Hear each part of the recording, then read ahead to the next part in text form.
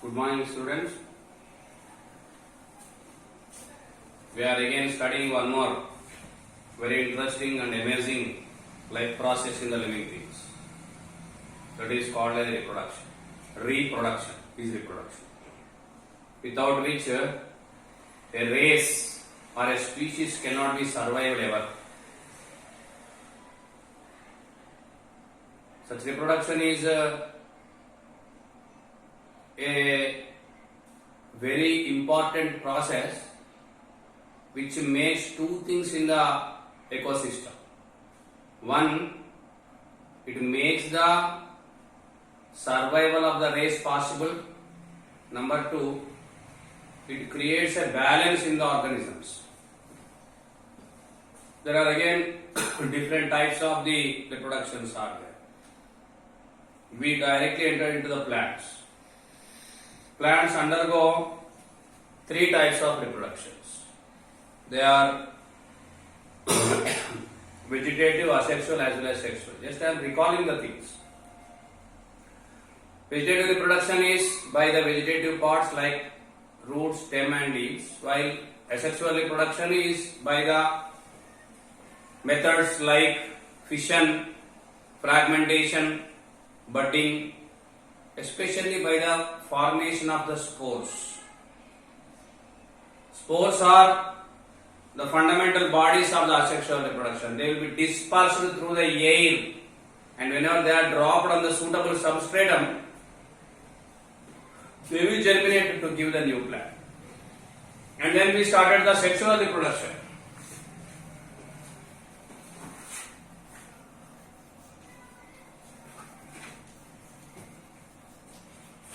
This is a very amazing system again. Unlike the previous two, that is vegetative as well as asexual, where single parent is available to give the offspring. There are two parents are there. One acts as male and one more acts as female. Because of two parents, the offspring acquire more needed characters which are suitable for the survival of the organism in the given atmosphere. That is called as sexual reproduction. That is the importance and aim of the sexual reproduction. Doubt also manaka. Sir, vegetative, asexual undanga malla sexual enduku?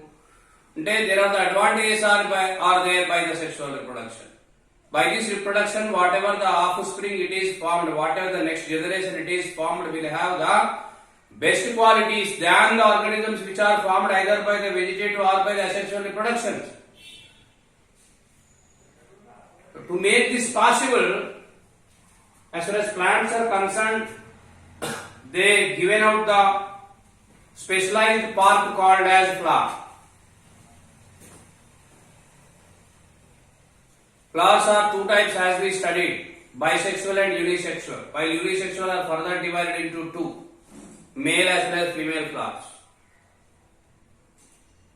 In the previous class, we studied the longitudinal section of a flower.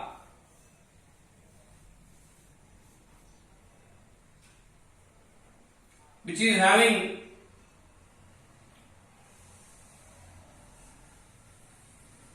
centrally one female part called as gynoecium, and around which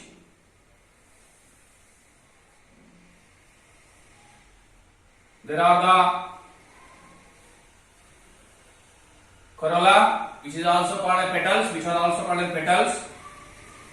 And here small green-like structures will be there, green structures will be there, small green structures called as calyx, otherwise called as sepals, which helps in the protection of the flower bud. And here you can see as the third oral there are many number of the stamens which are the male parts. This was the study we made. Every flower, a typical flower contains these parts as we discussed. Pedicel, thalamus,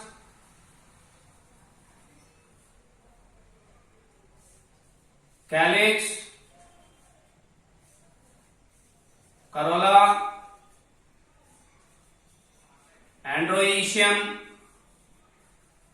and finally gynoecium. These two parts are called as essential parts, while these two are non-essential parts, because these two parts will have the direct role in the sexual reproduction, while these two are having indirect role. They helps, they undergoes, that is the difference. In the previous class we studied clearly about the structure of the androecium and formation of the spores. We call them as pollen grains or microspores, which will have two nuclei in them, covered by two layers called as exine as well as intine. Dear students, today we are going to study about the gynoecium. It is the female part, denoted like this. If you see the gynoecium,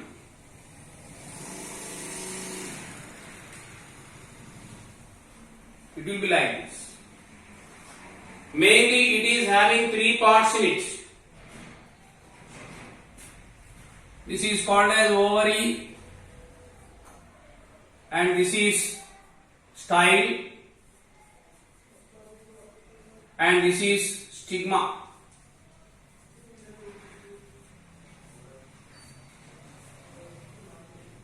The function of stigma is to fix the pollen grains of the other flower on the stigma. We studied that pollination is two types. Transfer of pollen grains from anther to the stigma is called as pollination, which is divided into two. They are self-pollination and cross-pollination. Self-pollination, if the pollen grains reaches the stigma of same flower. Cross-pollination, if the pollen grains reaches the stigma of the other flower. Coming to the style, it is a connection between the stigma and the ovary. Please follow. If you see the ovary, this is the fertile portion. Fertile portion. Actually, this is the place where the union of male and female gametes takes place, otherwise called as sexual reproduction takes place. In the ovary, you can see the structure like this.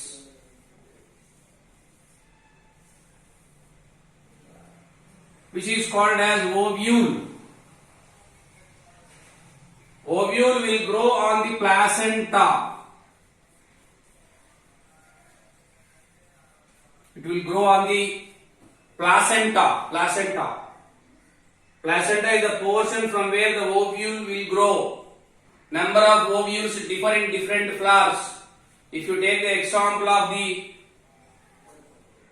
Psidium guava, jama flower, many number of ovules will be there in the ovary. While if you take the Mangifera indica, mango, a single ovule will be there. And you see such ovule, if you see its structure clearly, see this is the placenta on which the ovule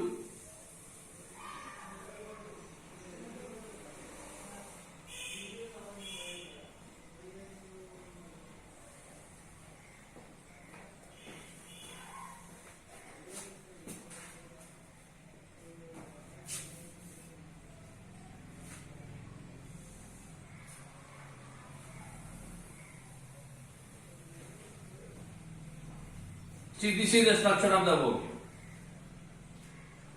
See carefully the parts of the ovule as we discussed. This is the placenta.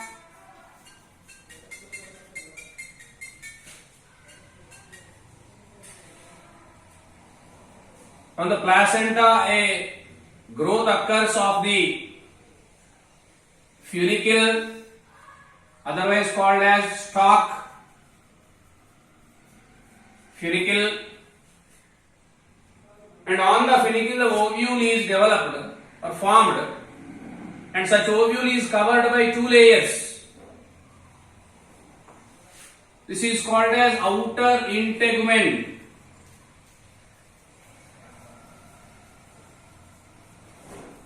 While this is called as inner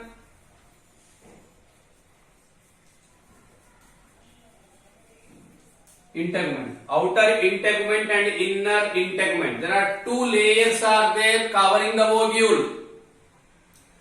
Two layers are there covering the ovule. These two layers are fused with each other at this area. And this area where both integuments are fused is called as chalaja. While these two are separated from each other, making a way, making a slit, and that slit is called as micropyle.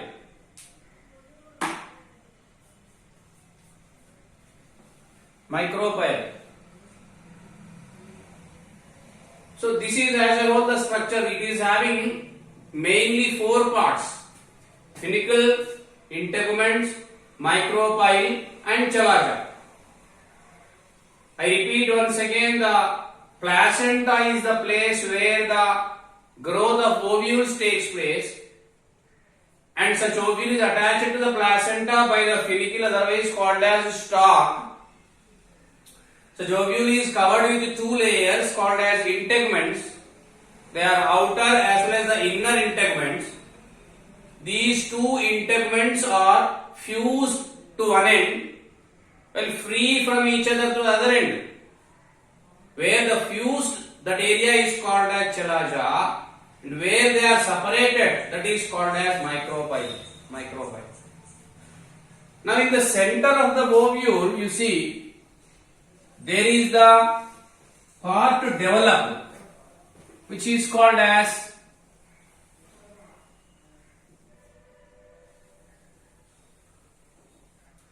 embryo sac.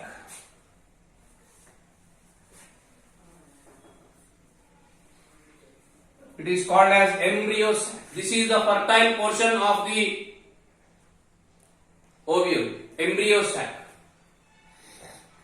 Such embryo sac is otherwise called as female gametophyte.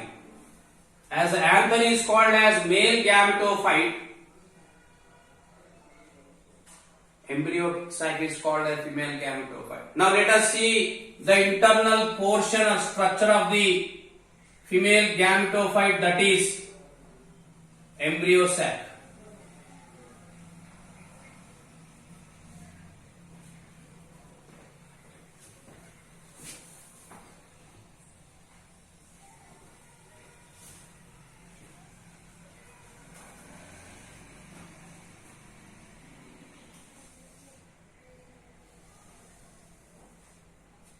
It is like this.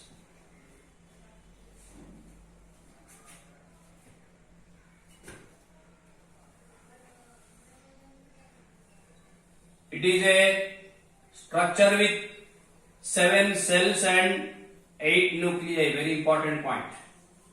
It is a structure with 7 cells and 8 nuclei. 7 cells and 8 nuclei.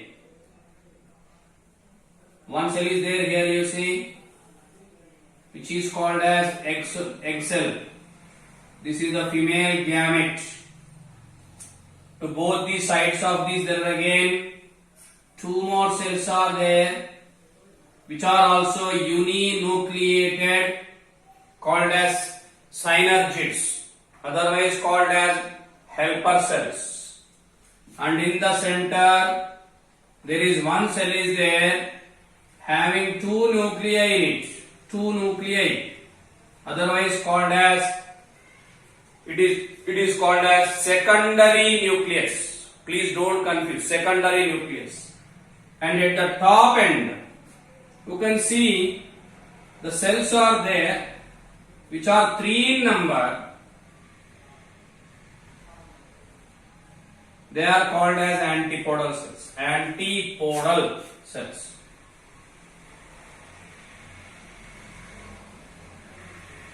This diagram is the most important one for the examinations. So, dear students, what I say, please practice the diagrams. Don't neglect the portion.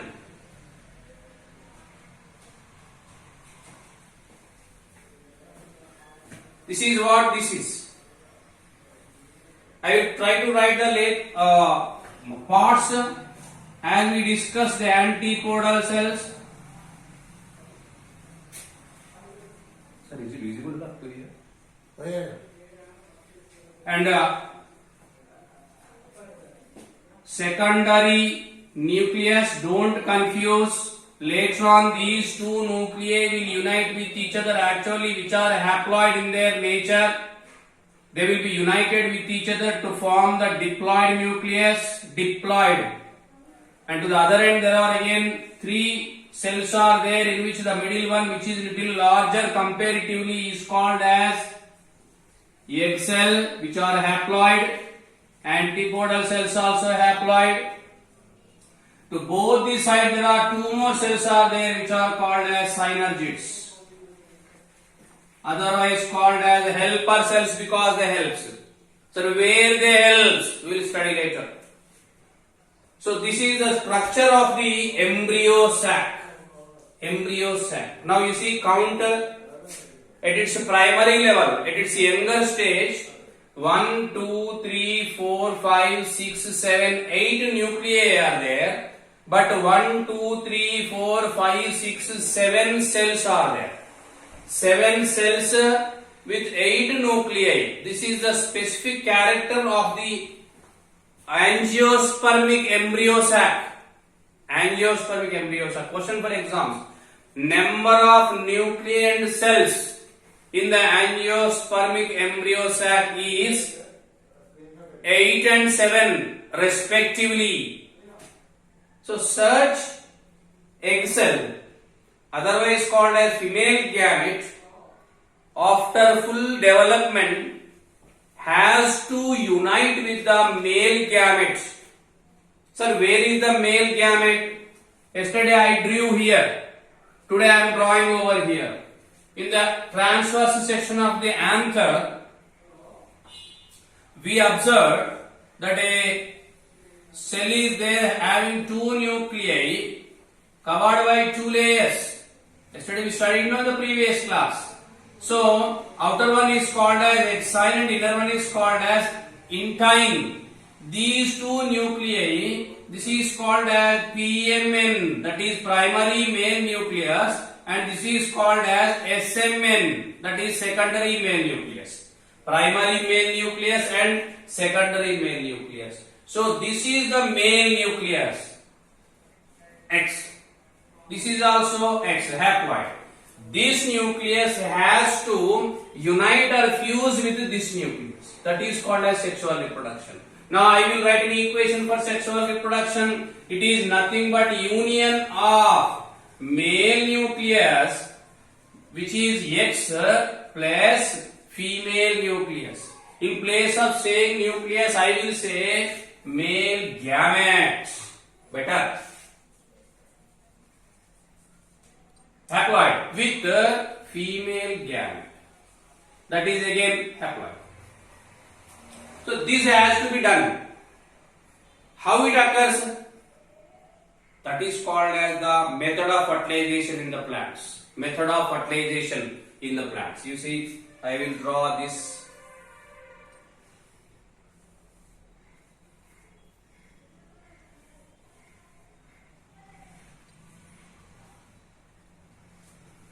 So, you see where it is hidden, the male nucleus.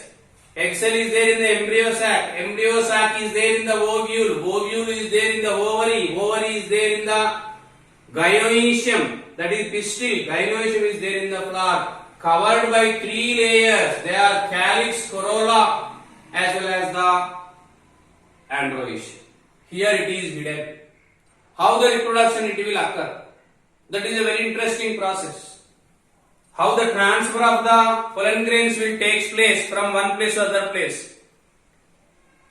They will be transported or transferred either by the water in water plants or by the air in the terrestrial plants or by the honey, by the insects, even sometimes by the birds, snakes, bats.